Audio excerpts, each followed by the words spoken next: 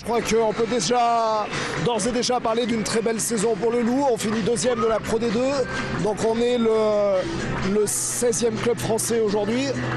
C'est très très bien. Maintenant il faut finir le boulot, il reste une demi-finale, une finale. Il faut à tout prix que ça soit une très belle récompense pour ce groupe et qu'on aille chercher le Graal et cette montée en top 14. L'objectif de l'entraîneur du Loup est donc clair, accéder au top 14. En dominant nettement la lanterne rouge Lamnezan ce dimanche après-midi, 44-13 avec 6 essais. Les Lyonnais terminent deuxième de Pro D2, un classement synonyme de demi-finale à domicile.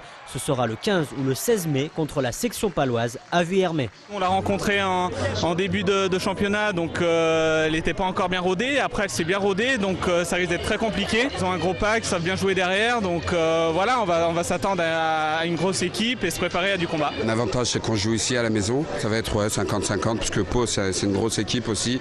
Et on va pas les prendre à la légère et puis voilà, il y aura un gros Loup qui va montrer les crocs et puis voilà, on va être présent. Un festival offensif contre Lamnezan et un point de bonus offensif qui permet au Loup de battre son record de points en Pro D2. C'était en 2005.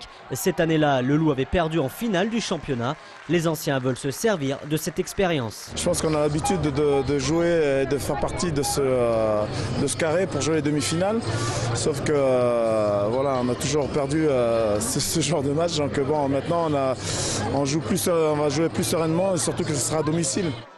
La Pro D2 a donc rendu son verdict final. Agen accède directement au top 14. En plus de Loup, Pau, l'autre demi-finale opposera La Rochelle à Oyonnax. Des regrets pour Grenoble qui termine 7e à égalité avec Pau, battu au point avérage particulier. Enfin, relégation en Fédérale 1 pour Aix-en-Provence et Lamnezan.